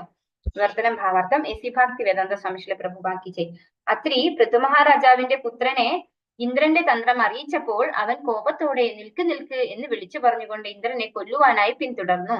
അപ്പോ ഇവിടെ പൃഥുമഹാരാജാവിന്റെ പുത്രനാണ് ഇന്ദ്രനെ ചേസ് ചെയ്യുന്നത്. അതായത് ഈ ആകാശത്തെ മോഷ്ടിച്ചു കൊണ്ടുപോയി ദേവേന്ദ്രൻ അല്ലെ. അപ്പൊ അത്രിമുനി ഇത് കാണുകയും ചെയ്തു അല്ലെ. ഒരു സന്യാസിയുടെ വേഷത്തില് ഇന്ദ്രൻ ആകാശത്തെ കൊണ്ടുപോകുന്നത് അത്രിമുനി കണ്ടിട്ടുണ്ട്. അപ്പൊ അത്രിമുനി പൃഥുമഹാരാജാവിന്റെ അടുത്ത് വന്ന് പുത്രനെ, അതായത് പൃഥുരാജാവിന്റെ പുത്രനെ ഇന്ദ്രന്റെ ഈ ഒരു സൂത്രപ്പണി, അതായത് ഈ ഒരു തെറ്റ് അറിയിക്കുകയാണ് ചെയ്യുന്നത്. അപ്പൊ പൃഥുമഹാരാജാവിന്റെ പുത്രൻ വളരെ കോപത്തോടെ, എന്തുകൊണ്ടാണ് അവര് ക്ഷത്രിയരാണ് അല്ലെ. യാഗം എന്ന് പറയുന്നത് ആരെ സംതൃപ്തിപ്പെടുത്താനാണ് ചെയ്യുന്നത്? നമ്മുടെ വ്യക്തിപരമായ സുഖത്തിനോ അല്ലെങ്കിൽ സംതൃപ്തിക്കോ വേണ്ടിയല്ല, ഭഗവാന്റെ സംതൃപ്തിക്കായിക്കൊണ്ട് ചെയ്യുന്ന യാഗത്തെയാണ് ആര് മുടക്കുന്നത്? ദേവേന്ദ്രൻ മുടക്കുന്നത്. അതുകൊണ്ട് തന്നെ അവൻ ഉഗ്രകോപത്തോടെ നിൽക്ക് നിൽക്കുക എന്ന് വിളിച്ചു പറഞ്ഞുകൊണ്ട് ദേവേന്ദ്രനെ കൊല്ലുവാനായി പിന്തുടർന്നു എന്നാണ് പറയുന്നത്. ഭാവാർത്ഥമേത്തി ഭക്തി വേദാന്ത സംശയ പ്രഭുപാക്കിച്ചേ. ഒരു ക്ഷത്രിയൻ അവന്റെ ഗുരുവിനെ അവന്റെ ശത്രുവിനെ വെല്ലുവിളിക്കുമ്പോൾ ഉപയോഗിക്കാറുള്ള വാക്പ്രയോഗമാണ് തിഷ്ട തിഷ്ട. യുദ്ധത്തിനിടയിൽ ക്ഷത്രിയന് യുദ്ധക്കളത്തിൽ നിന്ന് ഒളിച്ചോടാനാവില്ല. അഥവാ ഭീരുത്വം മൂലം യുദ്ധക്കളത്തിൽ നിന്ന് ഒരുവൻ ശത്രുവിന് പുറംതിരിഞ്ഞ് ഓടിയാൽ പിന്നിൽ നിന്ന് തിഷ്ട തിഷ്ട എന്ന് വെല്ലുവിളിക്കപ്പെടും. ഒരു യഥാർത്ഥ ക്ഷത്രിയൻ പിന്നിൽ നിന്ന് ആരെയും വധിക്കില്ല. അതുപോലെ യഥാർത്ഥ ക്ഷത്രിയൻ യുദ്ധക്കളത്തിൽ പുറംതിരിഞ്ഞ് നിൽക്കുകയുമില്ല. അപ്പോ ഇവിടെ ഒരു ക്ഷത്രിയന്റെ കാര്യമാണ് ഇവിടെ പറയുന്നത്. അതായത് എന്തുകൊണ്ടാണ് തിഷ്ട തിഷ്ട അല്ലെ, അങ്ങനെയാണ് പറഞ്ഞത് പൃഥു മഹാരാജാവിന്റെ പുത്രൻ ദേവേന്ദ്രനോട്. അപ്പോ ഒരു ക്ഷത്രിയൻ ഒരു ശത്രുവിനെ വെല്ലുവിളിക്കാൻ ഉപയോഗിക്കുന്ന പ്രയോഗമാണ് തിഷ്ട തിഷ്ട. അതായത് നിൽക്ക് നിൽക്ക് പോകല്ല എന്ന് പറയുന്നത് അല്ലെ. നിൽക്ക് നിൽക്ക് എന്നുള്ളത് ശത്രുവിനെ വെല്ലുവിളിക്കുന്ന ഒരു പ്രയോഗമാണ്. യുദ്ധത്തിനിടയിൽ ക്ഷത്രിയന് യുദ്ധക്കളത്തിൽ നിന്ന് ഒളിച്ചോടാം. അതായത് ഒരു യഥാർത്ഥ ക്ഷത്രിയൻ ഭീരു ആയിരിക്കില്ല അല്ലെ, അയാൾ ഒരിക്കലും ഒളിച്ചോടില്ല. പിന്നെ പുറംതിരിഞ്ഞ് നിൽക്കുകയില്ല എന്നാണ് പറയുന്നത്. ഒരിക്കലും ഫേസ് ടു ഫേസ് ആണ് അവരെ അറ്റാക്ക് ചെയ്യുള്ളൂ. അതായത് ഒരു ക്ഷത്രിയനോട് മുഖാമുഖം നിന്നുകൊണ്ടാണ് അമ്പയ്യ അല്ലെങ്കിൽ ആക്രമിക്കുന്നത്, അല്ലാണ്ട് പുറംതിരിഞ്ഞ് നിൽക്കുകയില്ല എന്ന് പറയുന്നത്. യഥാർത്ഥ ക്ഷത്രിയൻ ആരെയും പിന്നിൽ നിന്ന് വധിക്കുകയുമില്ല എന്ന് പറയുന്നത് അതൊരു തെറ്റായ വധശ്രമാണ് അല്ലെ. പിന്നിൽ നിന്ന് കാണാതെ അവരറിയാതെ വധിക്കുന്നത് തെറ്റായ രീതിയിലുള്ള അധാർമികമായിട്ടുള്ള ഒരു വധമാണ്. പക്ഷെ നേരെ നേരെ നിന്നുകൊണ്ടാണ് ഒരു ക്ഷത്രിയൻ യുദ്ധക്കളത്തിൽ യുദ്ധം ചെയ്യുന്നത് എന്നാണ് പറയുന്നത്. യഥാർത്ഥത്തിലുള്ള ഭീരു അല്ലാത്ത ഒരു ക്ഷത്രിയൻ ഒരിക്കലും ഒളിച്ചോടുകയുമില്ല, പുറംതിരിഞ്ഞ് നിൽക്കുകയുമില്ല. യുദ്ധക്കളത്തിൽ ജയിക്കുക അല്ലെങ്കിൽ മരിച്ചു വീഴുക എന്നതാണ് ക്ഷത്രിയ ധർമ്മം. ദേവേന്ദ്രൻ സ്വർഗീയ ലോകത്തിന്റെ രാജാവെന്ന നിലയിൽ ഉന്നതനായിരുന്നെങ്കിലും യാഗത്തിനു വേണ്ടി കരുതിയിരുന്ന അശ്വത്തെ അപഹരിക്കുക വഴി തരം താഴ്ന്നവനായി. അതിനാൽ അവൻ യുദ്ധക്കളത്തിൽ നിന്ന് ക്ഷത്രിയധർമ്മം പാലിക്കാതെ ഒളിച്ചോടുകയും പൃഥുവിന്റെ പുത്രൻ അവനെ തിഷ്ട തിഷ്ട എന്ന് വെല്ലുവിളിക്കുകയും ചെയ്തു. അപ്പോൾ നമ്മള് ഭഗവത്ഗീതയില് ഭഗവാൻ അർജുനോട് പറയുന്നുണ്ട്, ഒന്നുകിൽ നീ ജയിച്ച് രാജ്യം ഭരിക്കൂ, അല്ലെങ്കിൽ വീരസ്വർഗം അല്ലെ, നീ സ്വർഗത്തില് പോയി സുഖമായി വസിക്കൂ. അതായത് രണ്ടായാലും നീ യുദ്ധം ചെയ്തേ മതിയാവൂ എന്ന് അർജുനോട് പറയുന്നുണ്ട് ഭഗവത്ഗീതയിൽ ഭഗവാൻ അല്ലെ. ഇവിടെയും അതേ കാര്യം തന്നെയാണ് പറയുന്നത്. ഒരു ക്ഷത്രിയൻ യുദ്ധക്കളത്തിന് വന്നു കഴിഞ്ഞാൽ ഒന്നുകിൽ ആ യുദ്ധക്കളത്തില് മരിച്ചു വീഴുക, അല്ലെങ്കിൽ ജയിക്കുക, അതാണ് പറയുന്നത്. ഇങ്ങനെ മരിച്ചാലും അവർക്ക് എന്താണ് സ്വർഗപ്രാപ്തിയാണ്, വീരസ്വർഗം എന്നാണ് പറയാ അല്ലെ. അപ്പോ ഇവിടെ പറയുന്നത് ക്ഷത്രിയ ധർമ്മം അതാണ്. അപ്പോ സ്വർഗീയ ലോകത്തിൽ രാജാവെന്ന നിലയിൽ ഉന്നതനായിരുന്നെങ്കിലും യാഗത്തിന് വേണ്ടി കരുതിയിരുന്ന അശ്വത്തെ അപഹരിച്ചത് വഴി ദേവേന്ദ്രൻ താഴ്ന്നവനായി. അതായത് അദ്ദേഹത്തിന് ഒരു ക്ഷത്രിയന്റെ ക്വാളിറ്റി ഇല്ല അല്ലെ, അദ്ദേഹം താഴ്ന്നവനായി മാറി ഈ ഒരു തെറ്റായ പ്രവൃത്തി കാരണം. അതുകൊണ്ട് തന്നെ അദ്ദേഹം എന്താ ചെയ്യുന്നത്, യുദ്ധക്കളത്തിൽ വെച്ച് ഒളിച്ചോടുകയാണ് ചെയ്യുന്നത് അല്ലെ, പുറംതിരിഞ്ഞ് ഓടുകയാണ് ചെയ്യുന്നത്. അതുകൊണ്ടാണ് പൃഥു മഹാരാജാവിന് തിഷ്ട തിഷ്ട എന്ന് വെല്ലുവിളിക്കേണ്ടി വന്നതെന്ന് പറയാണ് ഇവിടെ. ഓം നമോ ഭഗവതേ വാസുദേവായ തം താദൃശാകൃതിം വീക്ഷ്യ മേനേ ധർമ്മം ശരീരിണം ജഡിലം ഭസ്മനാച്ഛന്നം തസ്മൈ ബാണം ന മുഞ്ചതി. തം താദൃശാകൃതിം വീക്ഷ്യ മേനേ ധർമ്മം ശരീരിണം ജഡിലം ഭസ്മനാച്ഛന്നം തസ്മൈ ബാണം ന മുഞ്ചതി. തം അവനെ താദൃശ ആകൃതി ആ വേഷത്തിൽ വീക്ഷ്യ ദർശിച്ചിട്ട് മേനെ പരിഗണിച്ചു. ധർമ്മം ഈശ്വരഭക്തി അല്ലെങ്കിൽ ധാർമ്മികത. ശരീരിനം ഒരു ശരീരമുള്ള, ജഡിലം ജട പിടിച്ച മുടി, ഭസ്മന ചാരത്താൽ, ആച്ഛന്നം ശരീരമാസകലം പൂശപ്പെട്ട, തസ്മൈ അവന് വേണ്ടി, ബാണം അസ്ത്രം, ന അല്ല, മുഞ്ചതി അവൻ അയച്ചു. വിവർത്തനം ഭാവാർത്ഥം ഏകി ഭക്തി വേദാന്ത സംശയ പ്രഭുവാക്കിച്ചേ. ദേവേന്ദ്രൻ ശരീരമാസകലം ഭസ്മം പൂശിയും മുടി ജട പിടിപ്പിച്ചും സന്യാസിയുടെ കപടവേഷത്തിലായിരുന്നു. ആ വേഷത്തിൽ അവനെ ദർശിച്ച പൃഥുവിന്റെ പുത്രൻ അവൻ ധാർമ്മികതയും ഈശ്വരഭക്തിയുമുള്ള ഒരു സന്യാസി ആയിരിക്കുമെന്ന് പരിഗണിച്ചു. ആയതിനാൽ അവൻ തന്റെ അസ്ത്രങ്ങൾ അയച്ചില്ല. അപ്പൊ ഇവിടെ നമുക്ക് എന്താ മനസ്സിലാക്കാൻ സാധിക്കുന്നത്, പൃഥു മഹാരാജാവിന്റെ മകൻ ഒരു വളരെ ധാർമ്മികനായിട്ടുള്ള ഒരു വ്യക്തിയായിരുന്നു അല്ലെ. ദേവേന്ദ്രൻ ഒരു സന്യാസിയുടെ വേഷത്തിലാണ്, കപട സന്യാസിയുടെ വേഷത്തിലാണ് ഈ ആകാശത്തെ മോഷ്ടിച്ചു കൊണ്ടുപോയിരിക്കുന്നത്. അദ്ദേഹത്തിന്റെ ശരീരം മുഴുവൻ ഭസ്മം പൂശിയിട്ടുണ്ടായിരുന്നു, മുടി ജട പിടിപ്പിച്ചിട്ടുണ്ടായിരുന്നു. അപ്പൊ അങ്ങനെയുള്ള ആ ഒരു ദേവേന്ദ്രനെ കണ്ടപ്പോ പൃഥു മഹാരാജാവിന്റെ പുത്രൻ എന്ത് വിചാരിച്ചു, ഇദ്ദേഹം ഒരു പരമഭക്തനായിട്ടുള്ള ഒരു സന്യാസിയാണ്. അതുകൊണ്ട് തന്നെ അദ്ദേഹം എന്ത് ചെയ്തില്ല, തന്റെ അസ്ത്രങ്ങൾ അയാൾക്ക് നേരെ പ്രയോഗിച്ചില്ല. നമ്മള് ഭഗവത്ഗീതയിലും കണ്ടു, അർജുന വിഷാദ യോഗം എന്നുള്ള ആ ഒരു അധ്യായത്തിൽ നമ്മള് ഒരു ഭക്തന്റെ ക്വാളിറ്റീസ് എന്തൊക്കെയാണ്. തന്റെ ഗുരുവാണ് ദ്രോണാചാര്യർ, അദ്ദേഹത്തെ കൊന്നിട്ട് എനിക്ക് രാജ്യവും സുഖവും ഒന്നും വേണ്ട എന്ന് പറയണ്ടായി ആര്, അർജുനൻ. അതുപോലെ ഭീഷ്മാചാര്യർ, അദ്ദേഹം പുത്രനെ പോലെ വാത്സല്യം കൊടുത്തിട്ടുള്ള ആളാണ് അല്ലെ, ഒരു പിതാമഹനായിരുന്നു അദ്ദേഹം. അപ്പൊ അങ്ങനെയുള്ള അവരെ ഒന്നും വധിച്ചിട്ട് എനിക്ക് ഈ പറയുന്ന സുഖങ്ങൾ ഒന്നും തന്നെ ആവശ്യമില്ല എന്നുള്ള ഒരു സോഫ്റ്റ് ഹാർട്ട് ആർക്കുണ്ടായിരുന്നു? അർജുനൻ ഉണ്ടായിരുന്നു. അതേ കാര്യം തന്നെയാണ് ഇവിടെ പൃഥു മഹാരാജാവിന്റെ പുത്രനും സംഭവിച്ചിട്ടുള്ളത്. അദ്ദേഹം ഒരു വളരെ ധാർമ്മികനായിട്ടുള്ള ഭക്തനായിട്ടുള്ള ഒരു വ്യക്തിയായിരുന്നു. അതുകൊണ്ട് തന്നെ ഒരു ഭക്തന്റെ നേരെ അസ്ത്രങ്ങൾ എയ്യാൻ അദ്ദേഹം തയ്യാറായില്ല.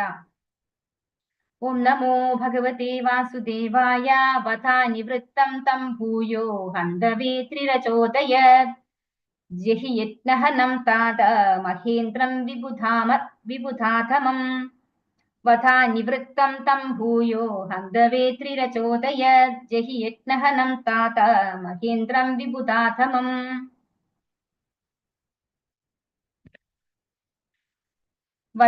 വധിക്കുന്നതിൽ നിന്ന്, നിവൃത്തം നിർത്തി, തം പൃഥുവിന്റെ പുത്രൻ ഭൂയഹ വീണ്ടും, ഹന്തവേ വധിക്കുന്നതിന് വേണ്ടി, അത്രി മഹർഷി അചോദയത് പ്രോത്സാഹിപ്പിച്ചു, ജഹി കൊല്ലുക, യജ്ഞഹനം യജ്ഞചടങ്ങുകൾക്ക് വിഘാതമുണ്ടാക്കുന്ന ഒരുവൻ, താത എന്റെ പ്രിയപ്പെട്ട പുത്ര, ഇന്ദ്രം മഹാനായ ദേവലോക രാജാവ് ഇന്ദ്രൻ, വിബുധ അധമം ദേവന്മാരിൽ വെച്ച് ഏറ്റവും അധമൻ. വർത്തനം ഭാവാർത്ഥം. AC ഭക്തി വേദാന്ത സ്വാമിശ്രീ പ്രഭുപാദ് കി ജയ്. പൃഥുവിന്റെ പുത്രൻ ദേവേന്ദ്രനെ വധിക്കാതെ അദ്ദേഹത്തിനാൽ ചതിക്കപ്പെട്ട് തിരികെ വന്നത് കണ്ട അത്രി മഹാമുനി അവനെ പൃഥുരാജാവിന്റെ യാഗത്തിന് പ്രതിബന്ധമുണ്ടാക്കിയ ദേവേന്ദ്രൻ ദേവന്മാരിൽ വെച്ച് ഏറ്റവും അധമനാണെന്ന് പറഞ്ഞ് ഇന്ദ്രനെ വധിക്കാൻ വീണ്ടും പ്രോത്സാഹിപ്പിച്ചു. അപ്പോ തിരിച്ചു വന്നു അല്ലെ, പൃഥു മഹാരാജാവിന്റെ പുത്രൻ ദേവേന്ദ്രനെ വധിക്കാതെ തിരിച്ചു വരികയുണ്ടായി. അപ്പോ അത്രി മഹാരാജാവ് പറയാണ്, ഏറ്റവും ഹീനമായൊരു പ്രവൃത്തി, മോശമായൊരു പ്രവൃത്തിയാണ് ദേവേന്ദ്രൻ ചെയ്തിരിക്കുന്നത്, അതുകൊണ്ട് അവൻ പതാർഹനാണ് എന്ന് പറയാണ്. അപ്പോ പഴയ കാലത്തൊക്കെ ഇത്തരത്തിലുള്ള മഹാമുനിമാർക്കൊക്കെ എന്താണ് ധർമ്മം അധർമ്മം അത് കറക്റ്റ് ആയിട്ട് മനസ്സിലാക്കാനും അതിന് വളരെ ബോൾഡ് ആയിട്ട് ആക്ഷൻ എടുക്കാനും ഉള്ള ഒരു കഴിവുണ്ടായിരുന്നു അല്ലെ. ഇന്നത്തെ കാലത്ത് അവർക്ക് ആർക്കും സ്ട്രെയിറ്റ് ആയിട്ട് പറയാൻ സാധിക്കില്ല. ഇതുപോലെ ഏതൊക്കെ ആചാര്യന്മാരെന്ന് പറഞ്ഞാലും അവർക്കാർക്കും സ്ട്രെയിറ്റ് ആയിട്ട് പറയാൻ സാധിക്കില്ല. പക്ഷെ പണ്ട് കാലത്തായതുകൊണ്ട് കൃത്യമായിട്ട് പറഞ്ഞു. അതായത് ഭഗവാൻ അർജുനോട് പറഞ്ഞതും അതേ കാര്യമാണ് അല്ലെ. ആരെയും ഒരു കരുണയും കാണിക്കേണ്ട ആവശ്യമില്ല, നീ നിന്റെ കടമ ചെയ്യൂ. അതായത് നിനക്ക് എന്തെങ്കിലും നേടാൻ വേണ്ടി നീ ചെയ്യണ്ട, പക്ഷെ ഒരു കടമ എന്ന രീതിയിൽ യുദ്ധം ചെയ്യൂന്ന് ഭഗവാൻ അർജുനോട് പറഞ്ഞിട്ടുണ്ട്. അതുപോലെ തന്നെ ഇവിടെയും അത്രി മുനി പറയാണ്, ദേവേന്ദ്രൻ ഒരു കാരുണ്യം അർഹിക്കാത്ത ഒരു വ്യക്തിയാണ്. അദ്ദേഹം അത്രയും അധമമായിട്ടുള്ള പ്രവൃത്തിയാണ് ചെയ്തത്. രാജാവിന്റെ യാഗത്തിന് പ്രതിബന്ധം ഉണ്ടാക്കി ആ ദേവന്മാരെ വീണ്ടും പോയി വധിക്കാൻ തന്നെയാണ് ആര് പറയുന്നത്? അത്രിമുനി പറയുന്നത്. ഓം നമോ ഭഗവതി വാസുദേവായ. ഏവം വൈന്യസുത പ്രോക്തഃ ത്വരമാണം വിഹായ സാ അന്വദ്രവദഭിക്രുദ്ധോ രാവണം ഗൃധ്രരാഢിവാം. ഏവം വൈന്യസുത പ്രോക്തഃ ത്വരമാണം വിഹായ സാ അന്വദ്രവദഭിക്രുദ്ധോ രാവണം ഗൃധ്രരാഢിവാം. ഏവം അപ്രകാരം വൈന്യസുത പൃഥുരാജാവിന്റെ പുത്രൻ പ്രോക്തഃ ആജ്ഞാപിക്കപ്പെട്ടു, ത്വരമാണം ത്വരഗതിയിൽ പോയിക്കൊണ്ടിരുന്ന ഇന്ദ്രൻ വിഹായസ ആകാശത്തിൽ അന്വദ്രവത് പിന്തുടരാൻ ആരംഭിച്ചു. അഭിക്രുദ്ധ വളരെ കുപിതനായി. രാവണൻ ഗൃധ്രരാഡ് കഴുകന്മാരുടെ രാജാവ് ഇവ പോലെ. വിവർത്തനം ഭാവാർത്ഥം. AC ഭക്തി വേദാന്ത സ്വാമിശ്രീ പ്രഭുപാദ് കി ജയ്. അപ്രകാരം അറിയിക്കപ്പെട്ടതിനെ തുടർന്ന് വേനന്റെ ദൗഹിത്രൻ ആകാശത്തിലൂടെ അതിവേഗം പോയിക്കൊണ്ടിരുന്ന ഇന്ദ്രനെ പെട്ടെന്ന് പിന്തുടർന്നു. ഇന്ദ്രനോട് അനിയന്ത്രിതമായ കോപമുണ്ടായ അവനപ്പോൾ രാവണനെ പിന്തുടരുന്ന കഴുകന്മാരുടെ രാജാവിനെ പോലെ ആയിരുന്നു. അപ്പോ ഇവിടെ പറയാണ്, അത്രിമുനി പറഞ്ഞത് കേട്ടിട്ട് പൃഥുപുത്രൻ, അതായത് വേനന്റെ ദൗഹിത്രൻ, വേനവന്റെ കൊച്ചുമകൻ എന്നാണ് ഇതിന്റെ അർത്ഥം. അപ്പോ വേനന്റെ ദൗഹിത്രൻ ആകാശത്തിലൂടെ വളരെ വേഗം പോയിക്കൊണ്ടിരുന്ന ഇന്ദ്രനെ പിന്തുടർന്ന് വളരെ കോപത്തോടുകൂടി പിന്തുടർന്നു എന്നാണ് ഇവിടെ പറയുന്നത്. ഏതുപോലെയാണ് കമ്പാരിസൺ പറയുന്നത്? രാവണനെ പിന്തുടർന്ന കഴുകന്മാരുടെ രാജാവിനെ പോലെ ക്രോധത്തോടു കൂടി ദേവേന്ദ്രനെ പിന്തുടർന്നു പൃഥു മഹാരാജാവിന്റെ മകൻ. ഓം നമോ ഭഗവതേ വാസുദേവായ. സോഷം രൂപം ച തദ്ധിത്വാ തസ്മാ അന്തർഹിതസ്വരാട് വീരസ്വപശുമാദായ പിതുര്യജ്ഞമുപേയിവാൻ. സോഷം രൂപം ച തദ്ധിത്വാ തസ്മാ അന്തർഹിതസ്വരാട് വീരസ്വപശുമാദായ പിതുര്യജ്ഞമുപേയിവാൻ. സ രാജാവ് ഇന്ദ്രൻ, അശ്വം കുതിര, രൂപം സന്യാസിയുടെ കപടവേഷം, ച തത് അത്, ഹിത്വ ഉപേക്ഷിക്കുക, തസ്മൈ അവന് വേണ്ടി, അന്തർഹിത അപ്രത്യക്ഷമായി, സ്വരാട് ഇന്ദ്രൻ, വീരഹ വീരനായകൻ, സ്വപശു അവന്റെ മൃഗം, ആദായ എടുത്തുകൊണ്ട്, പിതുഹു അവന്റെ പിതാവിന്റെ, യജ്ഞാം യാഗത്തിന്, ഉപേയുവാൻ അവൻ തിരികെ വന്നു. വിവർത്തനം ഭാവാർത്ഥം എസി ഭക്തി വേദാന്ത സ്വാമിശ്രീല പ്രഭുപാദ് കി ജയ്. പൃഥുവിന്റെ പുത്രൻ തന്നെ പിന്തുടരുന്നത് കണ്ട ഇന്ദ്രൻ സന്യാസിയുടെ കപടവേഷവും കുതിരയെയും ഉപേക്ഷിച്ച് അപ്രത്യക്ഷനായി. പൃഥുവിന്റെ മഹാനായകനായ പുത്രൻ കുതിരയെ പിതാവിന്റെ യാഗസ്ഥലത്തേക്ക് തിരികെ പിടിച്ചു കൊണ്ടുവന്നു. അപ്പോ ഇത്രയും കോപാന്തനായിട്ട് പൃഥു മഹാരാജാവിന്റെ മകൻ വന്നത് കണ്ടപ്പോ ഇന്ദ്രൻ ഭയന്നു ശരിക്കും, അല്ലെ? അപ്പൊ അദ്ദേഹം ആ ഒരു സന്യാസി വേഷവും ഉപേക്ഷിച്ച് കുതിരയും ഉപേക്ഷിച്ച് അദ്ദേഹം സ്വന്തം അപ്രത്യക്ഷനായി എന്നാണ് പറയുന്നത്. അപ്പൊ അങ്ങനെ അപ്രത്യക്ഷമായപ്പോ യാഗാശ്വത്തെയും പിടിച്ചുകൊണ്ട് ആര് തിരിച്ചു വരികയാണ്? പൃഥുവിന്റെ മഹാനായകനായ പുത്രൻ യാഗസ്ഥലത്തേക്ക് വരികയാണെന്ന് പറയുന്നത്. അതായത് യാഗസ്ഥലത്തേക്ക് യാഗാശ്വത്തെ തിരിച്ചു കൊണ്ടുവന്നു. ദേവേന്ദ്രനെ ആക്രമിച്ചില്ല, ദേവേന്ദ്രൻ അപ്രത്യക്ഷനായിട്ട് പോയി, അല്ലെ?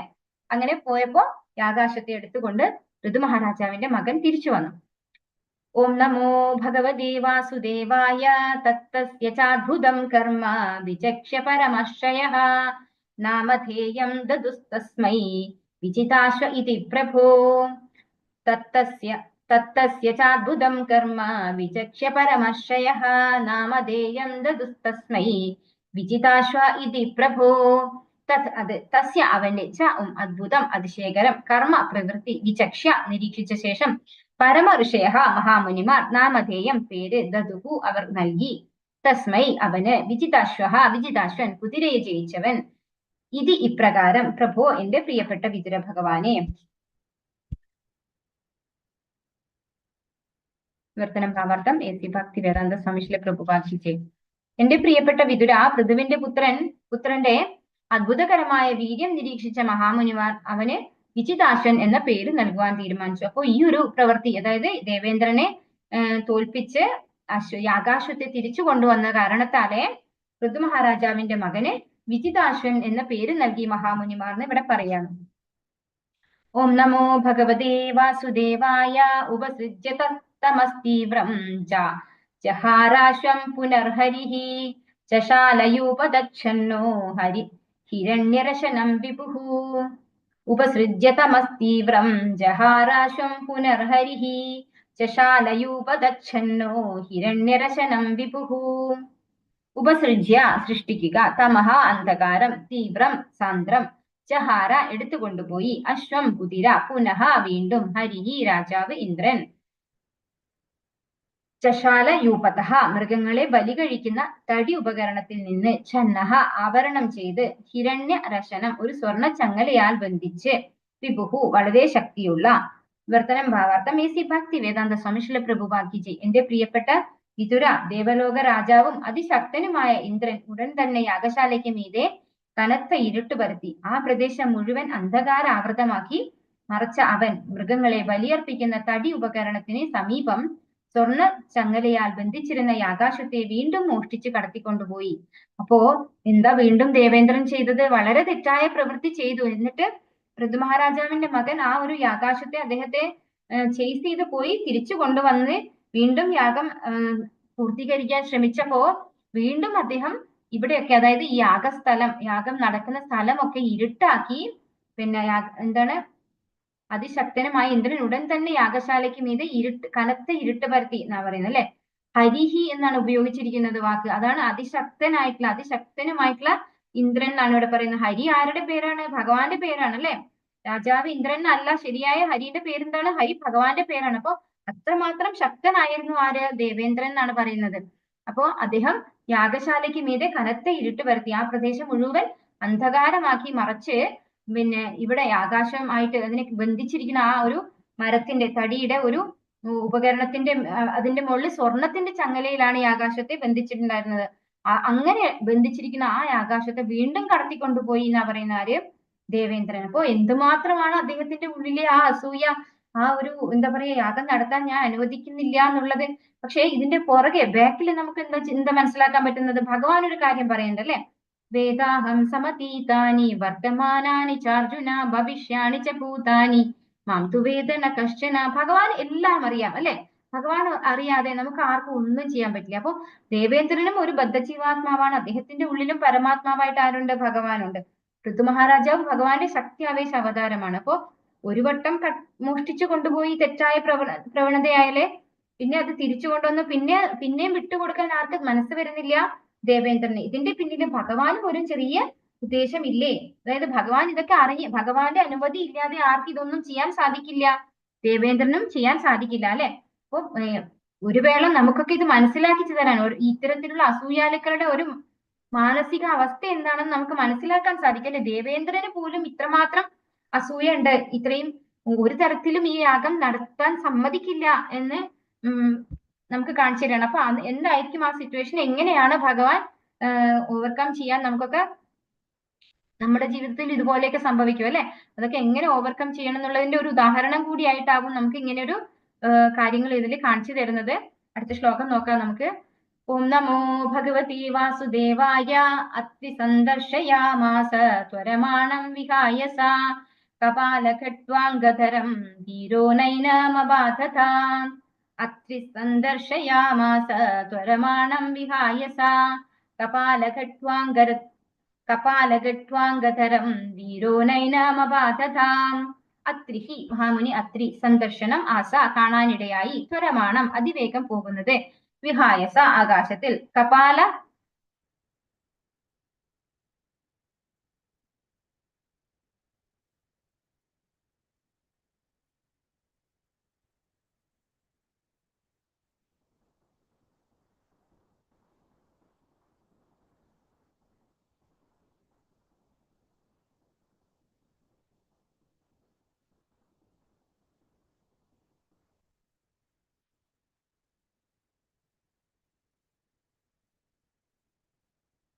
കപാലഘട്വാംഗ അഗ്രത്തിൽ ഒരു തലയോട്ടിയോട് കൂടിയ യോഗദണ്ഡ്, ധരം വഹിക്കുന്നവൻ, വീരഹ നായകൻ, പൃഥുവിന്റെ പുത്രൻ, ന അല്ല, ഏനം ദേവേന്ദ്രൻ, അബാധത വധിക്കപ്പെട്ടു.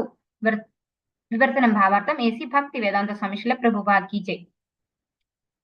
ദേവേന്ദ്രൻ ആകാശത്തിലൂടെ പലായനം ചെയ്യുന്നത് അത്രി മഹാമുനി പൃഥുവിന്റെ പുത്രനെ വീണ്ടും കാട്ടിക്കൊടുത്തു. മഹാനായകനായ പൃഥുപുത്രൻ വീണ്ടും ഇന്ദ്രനെ പിന്തുടർന്നു. പക്ഷേ വീണ്ടും സന്യാസി വേഷം ധരിച്ച് അഗ്രത്തിൽ തലയോട്ടിയുള്ള യോഗദണ്ഡം കയ്യിലേന്തിയിരുന്നതിനാൽ ഇന്ദ്രനെ അപ്പോഴും അവൻ വധിക്കാതെ വിട്ടു. അപ്പോ ഇവിടെ വീണ്ടും അതായത് ദേവേന്ദ്രൻ, അതായത് നമ്മൾ മനസ്സിലാക്കേണ്ടത് ദേവേന്ദ്രന്റെ ഒരു മാനസികാവസ്ഥ എന്താണ്? രണ്ടാമത്തെ വട്ടമാണ് ഇതിപ്പോ മോഷ്ടിച്ചു കൊണ്ടുപോകുന്നത് അല്ലെ? അദ്ദേഹത്തിന് ഒട്ടും വിട്ടുകൊടുക്കാൻ തയ്യാറില്ലാത്ത അത്ര അസൂയയാണ് അദ്ദേഹത്തിന്റെ ഉള്ളിൽ വന്നിട്ടുള്ളത്. പക്ഷെ അതേസമയം പൃഥു മഹാരാജാവിന്റെ പുത്രനോ, അദ്ദേഹം ആദ്യം അദ്ദേഹം സന്യാസി വേഷത്തിലായതുകൊണ്ട് വെറുതെ വിട്ടു, വീണ്ടും അദ്ദേഹത്തെ സന്യാസി വേഷത്തിലായതുകൊണ്ട് വെറുതെ വിട്ടു, വധിക്കാതെ വിട്ടു എന്നാണ് ഇവിടെ പറയുന്നത്.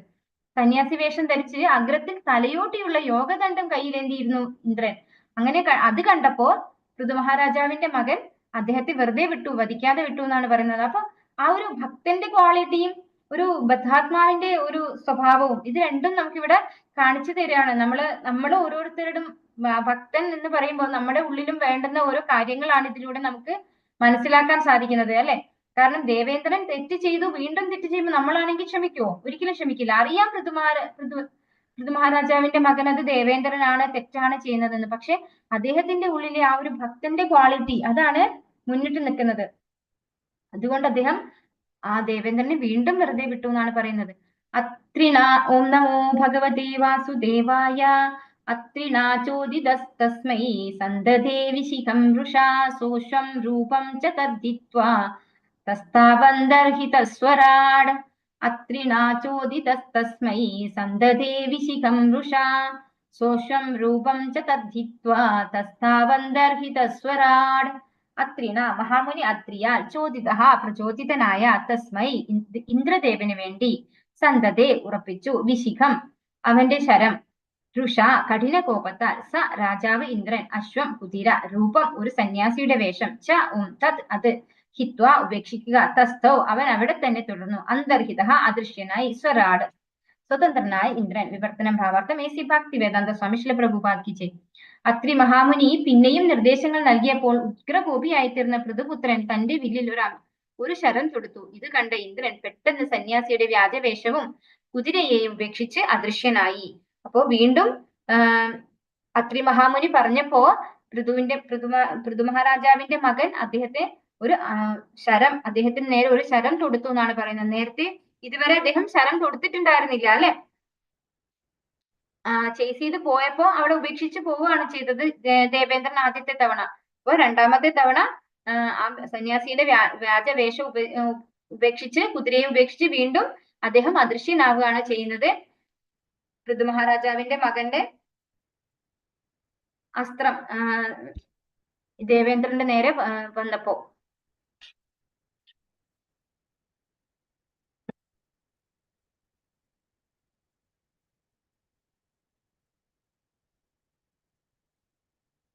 ഹരേ കൃഷ്ണ ഹരേ കൃഷ്ണ ഹരേ കൃഷ്ണ കൃഷ്ണ കൃഷ്ണ ഹരേ ഹരേ ഹരേ രാമ രാമ രാമ ഹരേ ഹരേ. വാഞ്ചാകൽപതരുഭ്യശ്ച കൃപാ സിന്ധുഭ്യ ഏവ ച പതിതാനാം പാവനേഭ്യോ वैष्णवेभ्यो नमो नमः। अनंत कोटि वैष्णव वृंद की जय, श्री प्रभुपाद की जय, गुरु महाराज की जय, निताय गौर प्रेमानंदे। हरि हरि बोल। हरे कृष्णा।